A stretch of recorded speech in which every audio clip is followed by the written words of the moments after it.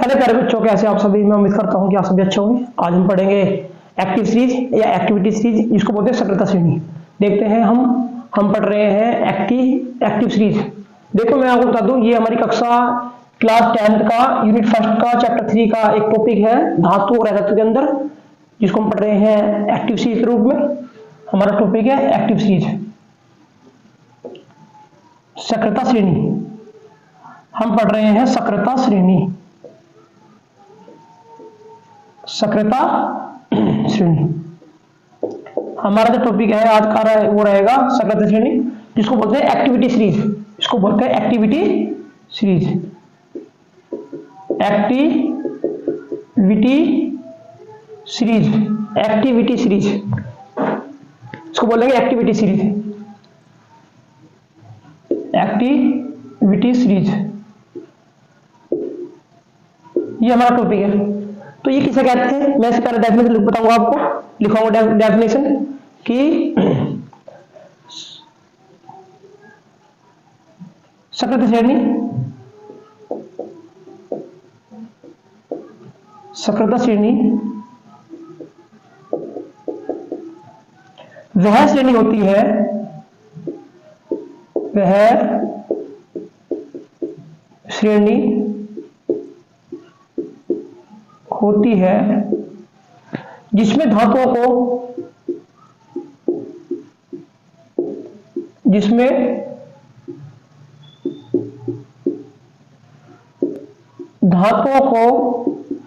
उनकी क्रियाशीलता के आधार पर,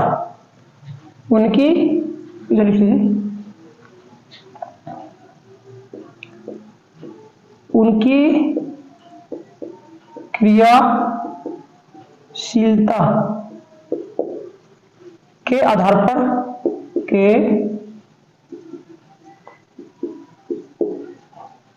पर अवरोही क्रम में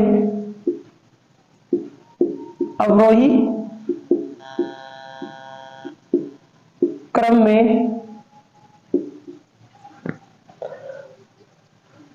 का मतलब है डिसेंडिंग ऑर्डर, यानी घटता क्रम। अवरोही क्रम में व्यवस्थित किया जाता है, व्यवस्थित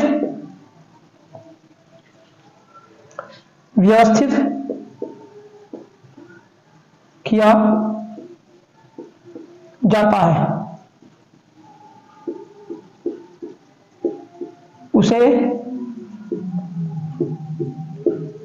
सक्रियता श्रेणी, सक्रियता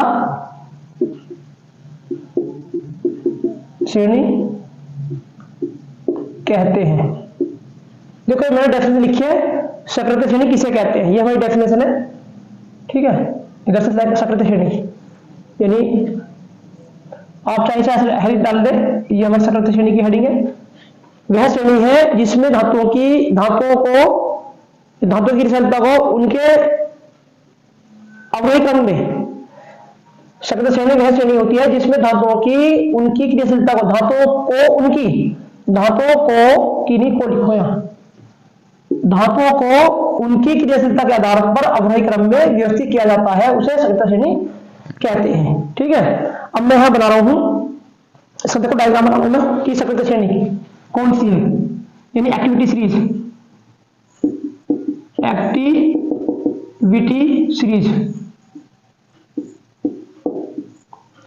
यानी सक्रियता श्रेणी,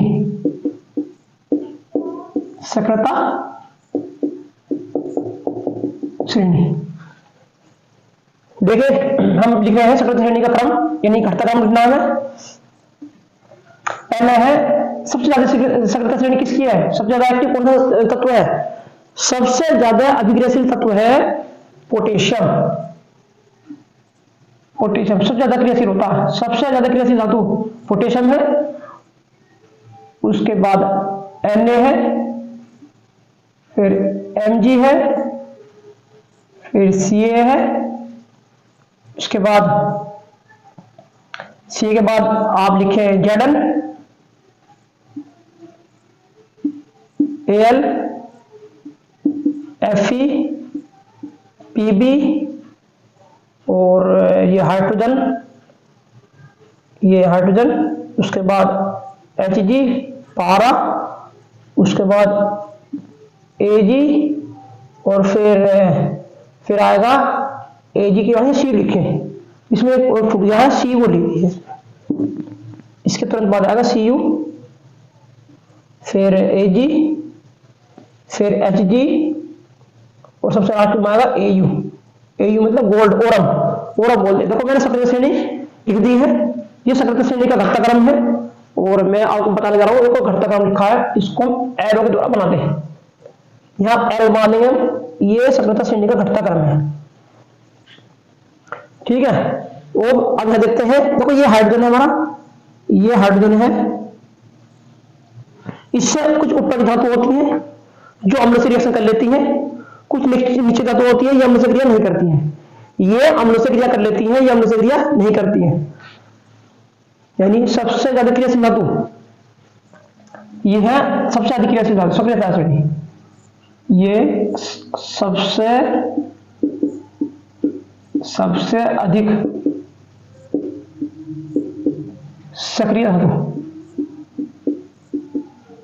सक्रिय धातु, ये धातु लिख दीजिए, एक ही बात। या इसको बोलते हैं सबसे अधिक क्रियाशील धातु, या जिनकी क्रियाशीलता अधिक होती है, सबसे अधिक होती है, सबसे अधिक होती है, ठीक है। इसी प्रकार ये वो है जिनकी क्रियाशीलता निम्न होती है, यानी लिखेंगे कम सक्रिय धातु, यहाँ की कम सक्रिय धातुएं, यानी जिनकी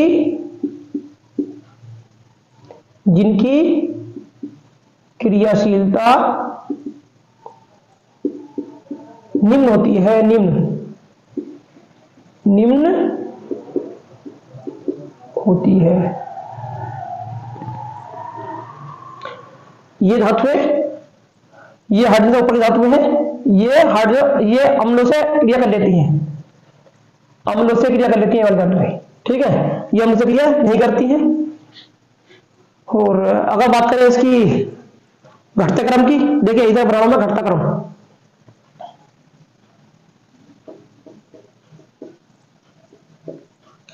सक्रियता श्रेणी में धातुओं का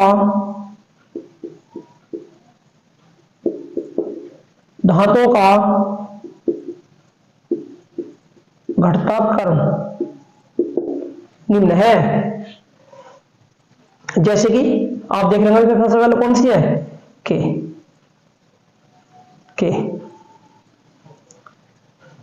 इसके बाद Na, इसके बाद Mg, Ca, जिंक, फिर Al, इसके बाद Fe, फिर Pb, उसके बाद हाइड्रोजन, उसके बाद Cu, इसके बाद Cu के बाद आप इधर लिखें, Cu के बाद Ag,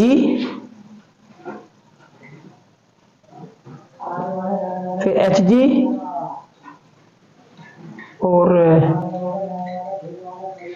पहले इसमें भी गलत हो गया थोड़ा सा, आप इधर यहां Hg करें, उधर Ag करें, यहां है Hg और यहां है Ag, ठीक है। यहां Hg आएगा या Ag आएगा, Hg और Ag, इसके बाद आएगा Au गोल्ड, सबसे कम क्रियाशील धातु। देखो ये मैंने बना दिया है, इसको चाहे तो आप इसे ब्रैकेट में रख लें इस प्रकार, ये धातुओं का घटता क्रम की सीरीज बना दी गई है मैंने। ठीक है, सकृत श्रेणी है। हम बात करेंगे सबसे अधिक क्रियाशील धातु की। एक नोट लिखे, जैसे कि सबसे अधिक क्रियाशील धातु कौन सी है, तो क्वेश्चन आएगा सबसे अधिक क्रियाशील धातु, क्रियाशील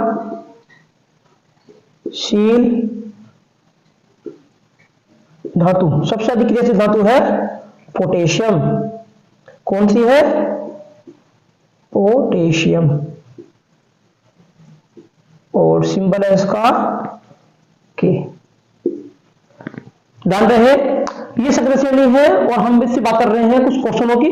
जैसे कि मैंने पहला क्वेश्चन बता दिया है कि सबसे अधिक क्रियाशील धातु है पोटेशियम, यानी कि पोटेशियम को मैं के से डिनोट करता हूं, हम पोटेशियम को डिनोट करेंगे के से। ठीक है, अब बात करते हैं सबसे कम क्रियाशील धातु की। सबसे कम क्रियाशील धातु, सबसे कम क्रियाशील धातु है सोना, इसको बोलता हूं ओरम यानी गोल्ड AU। और मैं आपको बता दूं कि ये सबसे अधिक क्रियाशील धातु क्यों है।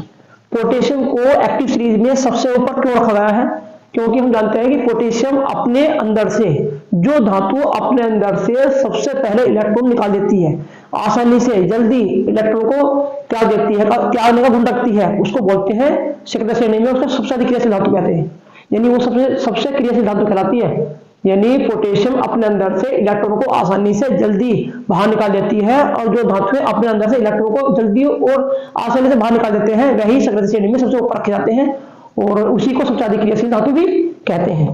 उसी प्रकार AU है, AU अपने अंदर से इलेक्ट्रॉन को आसानी से नहीं निकाल पाता, अर्थात निष्क्रिय होता है, और कम क्रियाशील धातु होती है, इसी कारण से ये निष्क्रिय धातु में आता है, यानी ये अक्रियाशील धातु है, कोई क्रिया नहीं करती है। ये सबसे अधिक क्रियाशील है, ये सबसे कम क्रियाशील धातु है। इसको थोड़ा सही कर ले, ठीक है। अच्छा, अब मैं आपको बताऊंगा कि कुछ धातुएं जो हाइड्रोजन से ऊपर रखी जाती हैं, हाइड्रोजन से ऊपर की सभी धातुएं आसानी से अम्ल से क्रिया कर लेती हैं, और मैं आपको बताऊंगा ये अम्ल से क्रिया कैसे कर रही है, और इसको रफ कर रहा हूं मैं, आप इसको ध्यान से पढ़ लें, स्क्रीनशॉट ले लें। देखिए, अब हमारा टॉपिक है धातु अम्ल से क्रिया करती हैं, कुछ करती हैं कुछ नहीं करती हैं। कुछ धातु अम्ल से क्रिया कर लेती हैं और कुछ धातु अम्ल से क्रिया नहीं करती हैं। अब देखते हैं कौन धातु अम्ल से क्रिया करती हैं और कौन धातु क्रिया नहीं करती हैं। यानी हम पढ़ेंगे धातुओं की अम्ल से क्रिया। वे धातुएं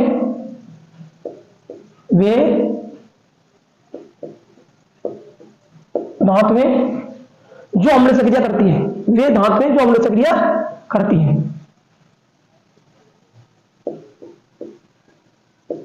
धातुएं जो अम्लों से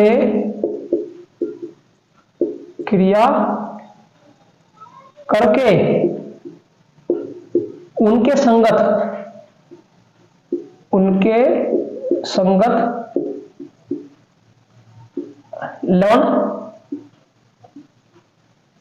लवण बनाती है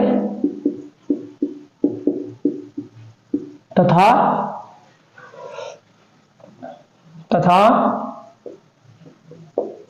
हाइड्रोजन गैस मुक्त करती हैं।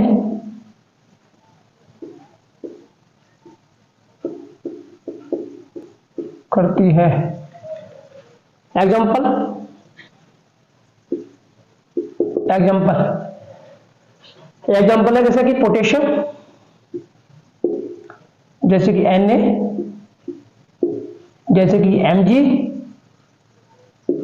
और जिंक, एल्युमिनियम तथा Fe, ETC। आदि। ये सभी वो धातुएं हैं जो अम्ल से रिएक्शन कर लेती हैं। और अम्ल कौन फॉर्म करते हैं, जैसे कि तनु HCl या तनु H2SO4 से क्रिया करती हैं, अम्लों से क्रिया, यानी चलो हेडिंग डालिए अम्लों से क्रिया, धातुओं की अम्लों से क्रिया। सभी धातुएं अम्लों से क्रिया नहीं करती हैं। जो धातुएं हाइड्रोजन ऊपर होती हैं वो अम्लों से क्रिया कर लेती हैं, और जो धातुएं से नीचे होती हैं वो अम्लों से क्रिया नहीं करती है। यानी धातुओं की, हमारी हेडिंग है धातुओं की अम्लों से क्रिया। अम्ल कौन कौन से अम्ल, तनु अम्ल,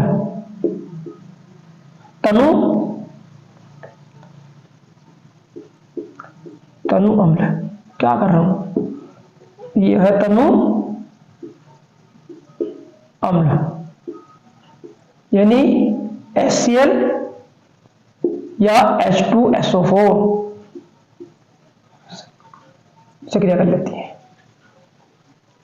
कुछ ऐसी होती हैं जो H2SO4 से HNO3 से क्रिया कर लेती है। चलो मैं बताता हूं कौन सी होंगी। पहले आप इनका जिक्र करते जरा, जैसे कि Mg। पहले हम बताते हैं धातुएं। मैंने धातु ली और धातु में मैंने क्या मिलाया, धातु में अम्ल मिला दिया, अम्ल डाल दिया गया, तनु अम्ल। जिस धातु में अम्ल मिला जाएगा लवण बनेगा, क्या बनेगा, लवण, और साथ में हाइड्रोजन गैस, हाँ बनेगा हाइड्रोजन गैस। इस प्रकार ये रिएक्शन होगी। इस रिएक्शन को भी आप ध्यान रखें, ये रिएक्शन है जो मुख्य है, इस रिएक्शन को ध्यान रखें।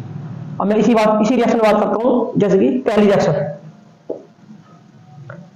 मैंने लिया है कोई धातु कौन सी वाली, इनमें से कोई सी भी, जैसे कि पोटेशियम ले लिया मैंने, या पहला चलो पोटेशियम ले लेते, प्लस H2SO4 ले लें, रिएक्शन कराएं, एक्वस है, रिएक्शन कराएं। यहां प्राप्त होगा मुझे K2SO4 plus hydrogen gas. Number 2, आप इसमें से Mg ले लें,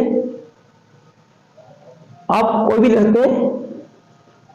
H2SO4 लिया गया और मुझे MgSO4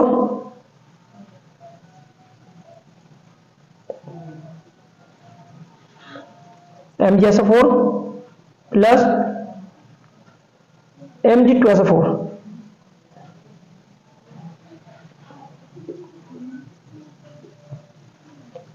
Mg पर 2 4 कैंसिल हो गया, MgSO4 आएगा, क्योंकि Mg पर 2 4 होता। देखो मैं बताता हूँ Mg क्यों आएगा, Mg होता डबल चार्ज और SO4 होता डबल चार्ज, दोनों कैंसिल हो जाएंगे तो यहाँ बनेगा MgSO4 बन जाएगा इसमें, ठीक है। अब आइए हमारा ZnSO4, Z ले लेते हैं,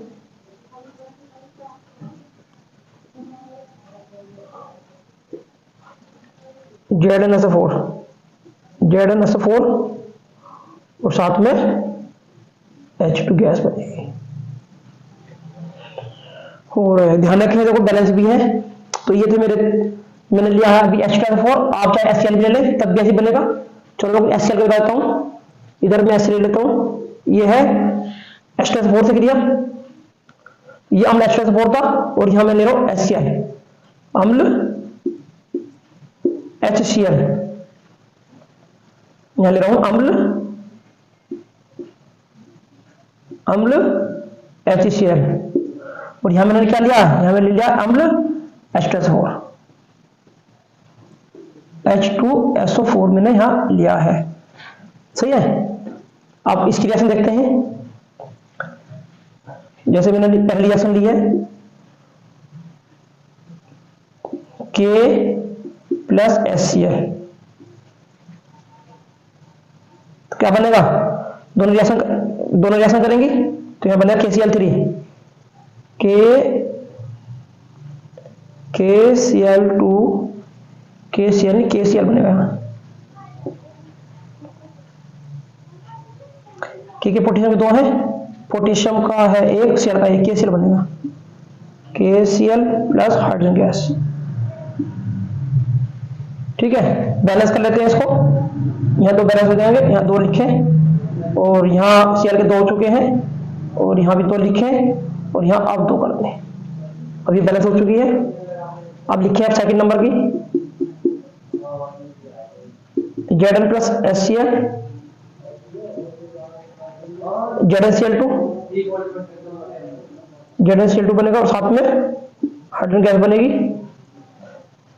फिर बैलेंस करते हैं। देखो Cl के 2 है, इधर Cl का 1 है, 2 से मल्टीप्लाई करें, हाइड्रोजन के 2 है 2 और बैलेंस हो चुकी है। इसी प्रकार आप एक और रिएक्शन ले। चलो मैं ले लेता हूं, MgCl2 ले लेते हैं। Mg लिया, HCl लिया तो बनेगा MgCl, MgCl2 साथ में H2 गैस, इस प्रकार ले। ठीक है, तो ये कुछ H2 और अम्ल के साथ क्रिया थी, ये कुछ अम्ल HCl के साथ क्रिया है। ठीक है, जो मैंने आपको बताई है कि ये धातुएं अम्ल से क्रिया कर लेती हैं और ये देखो मैंने रिएक्शन लिखी हुई है, इस प्रकार इससे क्रिया करेंगे। और यहाँ मैंने कुछ रिएक्शन तो HCl के लिए है और कुछ रिएक्शन मैंने H2SO4 के लिए है। ठीक है, सभी ध्यान दें, ये H2SO4 की क्रिया है और ये अम्ल HCl से क्रिया है। ठीक है, कुछ धातु ऐसी भी होती हैं जो HNO3 से भी क्रिया कर लेती हैं। चलो उसका भी जिक्र कर देता हूं मैं। यहाँ मेरी एक दूसरी हेडिंग है, कुछ धातु होती है लेकिन ऐसी, यहाँ लिखे अम्ल HNO3 से क्रिया। इसी कुछ रिएक्शन बता रहा हूं मैं आपको, जैसे कि पहली रिएक्शन Mg या ग्रेड कुछ भी ले लीजिए, आप ग्रेड ले ले, HNO3 से क्रिया कराएं, हमें प्राप्त होगा ZnNO3 का होल ट्वाइस जो कि एक्वस है और यहां प्राप्त होगा मुझे हाइड्रोजन गैस। ठीक है, बैलेंस कर लेते हैं इसको, बैलेंस कर ले। यहाँ 2 दूनी 6, 2 या 2 आ जाएगा, बैलेंस हो चुकी है। नंबर 2 और लिखें आप, इसमें Mg ले लें प्लस HNO3 से रिएक्शन कराएं, हमें प्राप्त होगा MgNO3 का होल ट्वाइस और साथ में प्राप्त होगी हाइड्रोजन गैस। बैलेंस कर लें, बैलेंस करने के लिए देखो Mg के N के कितने 2 हैं और हो गए 6 है, N के 2 से मल्टीप्लाई करने बैलेंस हो जाएगी। इसी प्रकार मेरी लास्ट रिएक्शन है इस प्रकार की ये, और यहां मैं क्या करता हूं, Al से कर लूं, Al से एल्यूमिनियम से कर लीजिए और यहां डाल देता हूं मैं HNO3 के अंदर,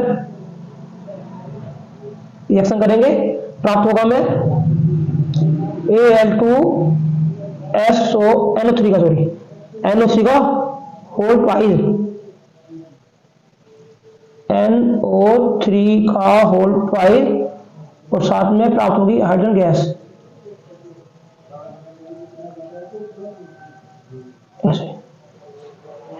ठीक है, बैलेंस कर लेते हैं।